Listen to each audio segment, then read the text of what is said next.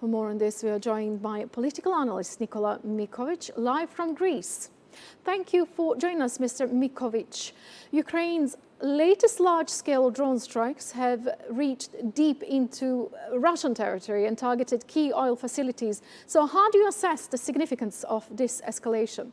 The fact that Russia had to halt its fuel exports to countries such as Mongolia, Kyrgyzstan, and Tajikistan tells you enough about the significance of Ukraine's actions. It did cause severe damage to Russian energy infrastructure, and I'm absolutely sure that Ukraine will continue striking Russian oil and other energy facilities.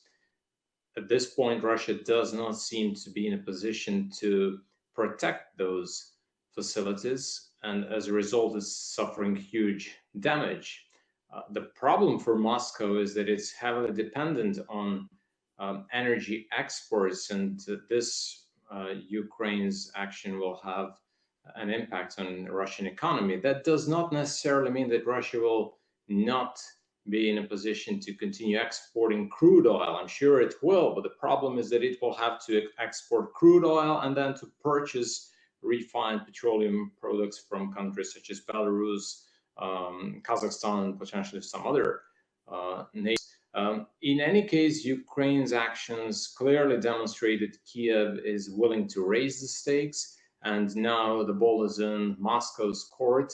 It remains to be seen if Russia will respond seriously. Frankly, I'm not quite sure about that, because so far Russia did not take any actions that caused severe damage in the Ukrainian military-industrial complex.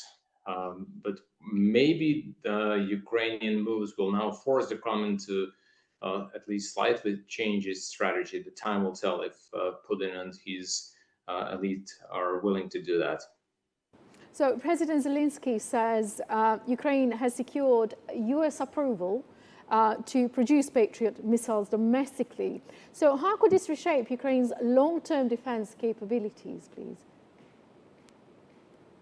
Well, under normal circumstances, it would be very difficult for Ukraine to produce those missiles, because Russia could bomb potential plants producing Patriot missiles. But the fact that Kremlin did not strike, for instance, Motor Sich plant in the city of Zaporizhia in southeastern Ukraine, or it did, but it did not destroy it, tells you that Moscow is not willing to destroy many of Ukraine's military capabilities. In other words, if Ukraine got the green light from Moscow to produce those missiles, then yes, Ukraine will produce them, because fully aware that it has de facto security guarantees from Moscow, it will produce missiles and try to protect itself from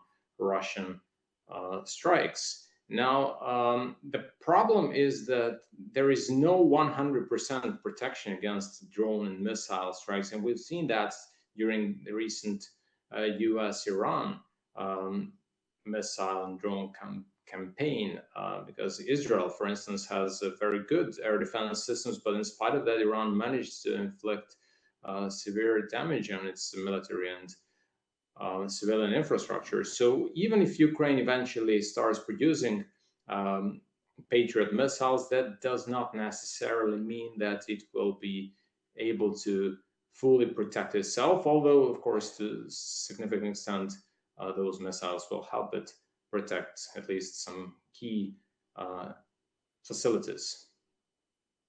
Russia view Washington's decision to allow Ukraine to manufacture Patriot missile systems?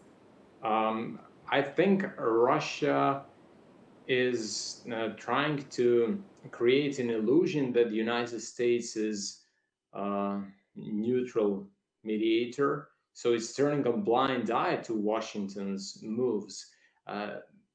Regardless of the fact that Washington allows to start producing Patriot missiles, the Kremlin is still leaving room for potential dialogue with its American partners. we have Russian officials like Dmitry Peskov, who's Putin's spokesman, who completely ignores the reality on the ground, and he says that the United States and the President Donald Trump are neutral mediators, regardless of the fact that the U.S. openly stated that it's on Ukraine's side. On the other hand, the Russian Foreign Minister Sergei Lavrov seems to have started playing the role of a hawk, similar to Dmitry Medvedev. So now he's saying that the United States is on Ukraine's side, that there's no point in negotiating with them. But in spite of that rhetoric, I'm absolutely sure that Moscow will continue negotiating with its American partners. Even if the U.S. starts not only helping Ukraine produce Patriot missiles, but even if it more actively engages in this conflict and helps Ukraine get more weapons and more support, that will not prevent Putin and his officials from holding talks with the United States, hoping that eventually Washington will help Putin end the war in a way that will allow him to save face.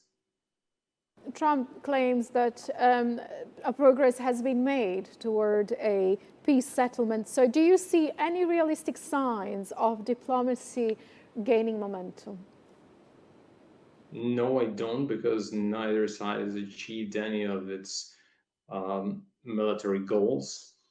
Ukraine insists that it should reclaim all the territory that's currently under Russian control, which means to restore its 1991 borders. At this point, it does not seem realistic, but it's Kiev's long-term goal.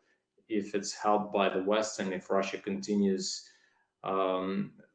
suffering damage as a result of Ukraine's drone and missile strikes, in the long term, it could capture Crimea and other territories that are currently under Russian control. But at this point, I think we're far from such an outcome. Russia, on the other hand, hasn't achieved any of its strategic goals in Ukraine. It could, by the end of this year or maybe early next year, capture the remaining parts of the Donbass, and that would be the first strategic goal that Russia would achieve. But I think that's not going to happen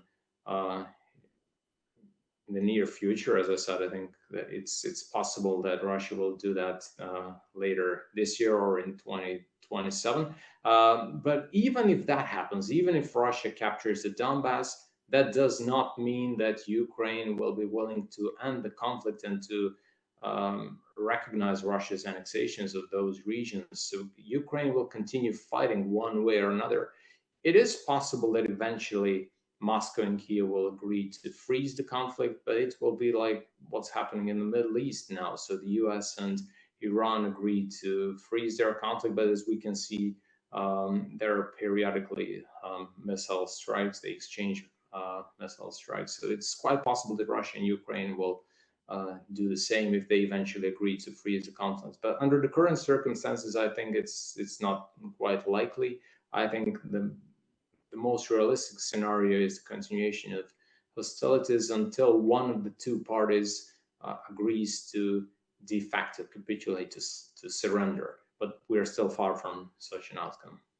How concerned should Europe be about continued escalation in drone warfare between Russia and Ukraine? I think it is Russia that should be concerned, because Ukraine has demonstrated that it does have the capacity to launch drones and even missile strikes deep in Russian territory, hundreds, if not thousands of miles from Ukraine's territory. Europe is preparing for potential large-scale war against Russia.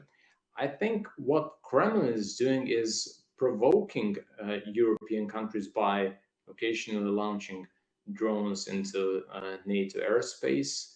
And in the future, if the conflict in Ukraine escalates, it's entirely possible that the EU will respond seriously. The EU and NATO countries, maybe not NATO as an alliance, but individual members, especially Baltic states and Poland, maybe even Finland, they could respond by launching their missile and drone strikes on Russia, and that could lead to a serious escalation of the conflict to a direct war between Russia and if not the European Union as a whole, then at least some EU and NATO members.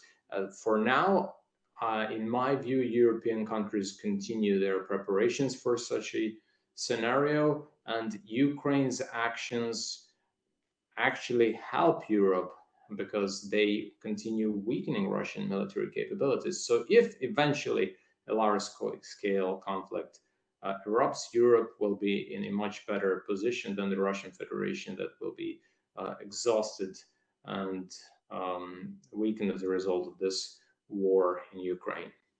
Thank you, Nikola.